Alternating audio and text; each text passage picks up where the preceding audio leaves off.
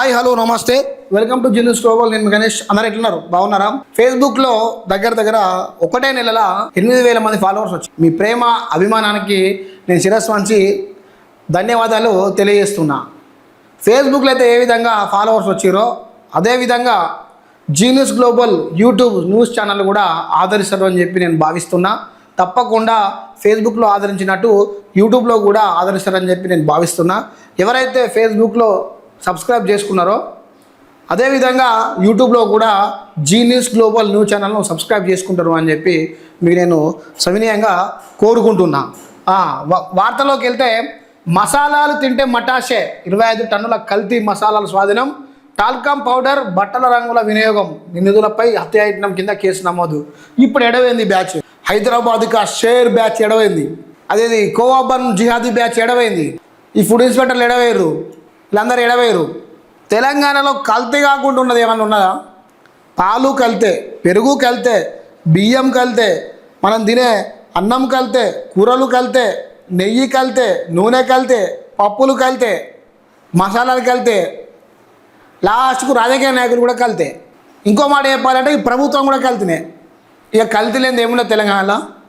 ముమ్మాటికి ఇట్లాంటి కార్యాచరణ జరుగుతున్నది అంటే ఫుడ్ ఇన్స్పెక్టర్ల పప్పిదమే.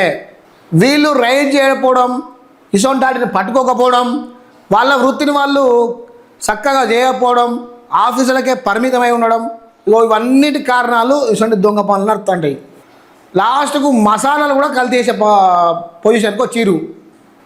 ప్రభుత్వం ఈ అధికారులను చక్కగా వాడుకోవడం లేదు. అసలు హోటల్ అల్లాకు పోతే కంపు కొడుతుంది.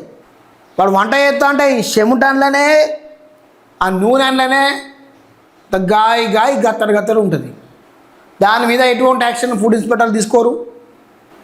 నెయ్యి కల్తీ అవుతుందంటే ఫుడ్ ఇన్స్పెక్టర్లు యాక్షన్ తీసుకోరు.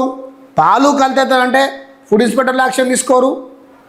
లాస్ట్కు మసాలాలకు వచ్చింది. ఇక లవంగాలు ఉన్నాయి కదా, ఆ లవంగాలను వాడు ఏమేమి పౌడరు, టాల్కమ్ పౌడర్ను బట్టల రంగు వాడి ఫేక్ లవంగాలను పంపిస్తున్నాడట. దయచేసి ఈ ఫుడ్ ఇన్స్పెక్టర్లకు ఒక్క సవినయంగా చెప్తున్నానయ్యా, మీరు ఏమని అనుకోరి, కేసులు పెట్టురి, బాధలేదు.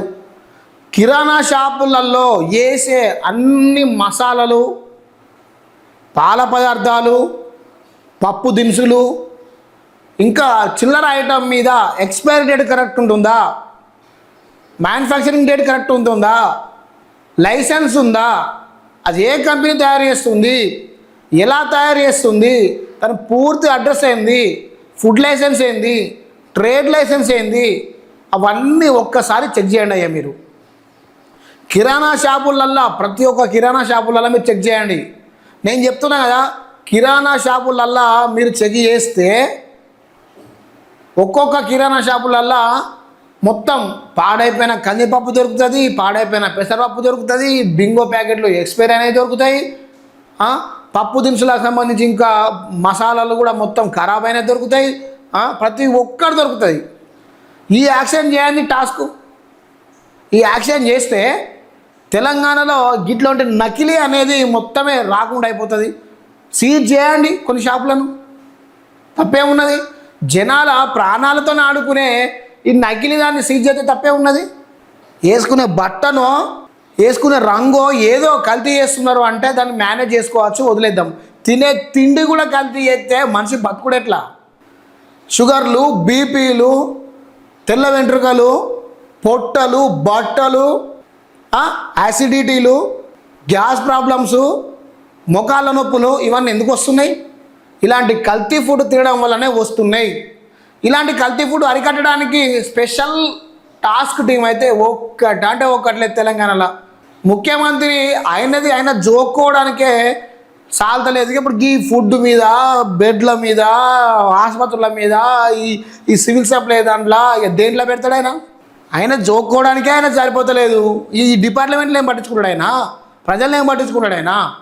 తెలంగాణలో మారాలి ఈ వ్యవస్థ, ఈ కల్తీ ఫుడ్ వ్యవస్థ మారాలి. చూడు, వంటింటి మసాలాను మెరిపించేందుకు విషపూరితమైన రసాయనాలు వినియోగిస్తున్నారు. బట్టలకు ఉపయోగించే రంగులు, టాల్కమ్ పౌడర్, సింథికేట్ కలర్ను ఉపయోగించి నాసికరకమైన మసాలాలు మార్కెట్లోకి విక్రయిస్తున్నారు.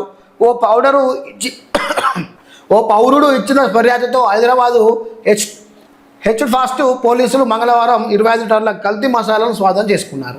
3 నిందితులకు అదుపులోకి తీసుకొని మొదటిసారిగా హత్యాయత్నం కింద కేసు నమోదు చేశారు. ఇది హత్యాయత్నం కేసు కాదు, హత్యా కేసు అంతే.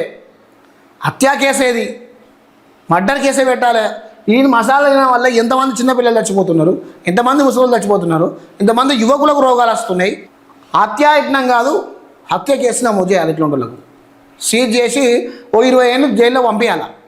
ఈ పరిధిలో ఎవరైతే అధికారులు ఉన్నాడో ఆ అధికారులు సస్పెండ్ చేయాలి ఫస్ట్.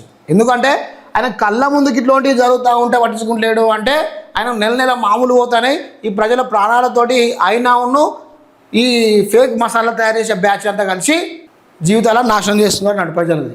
అంతే కదా. ఇప్పుడు ఈ అధికారికి తెలుతలేదు, ఫుడ్ ఇన్స్పెక్టర్కు లోకల్లో ఉండే అధికారి తెలియదు.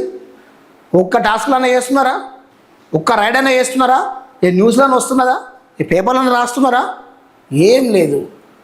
ఏసీలో కూర్చున్నామా, తిన్నామా, జీతం వచ్చిందా, పొట్టలు పెంచినామా, బట్టలు వచ్చినాయా, 10 గంటగా వచ్చినామా, 5 గంటనే పోయినామా, బస్ అంతే.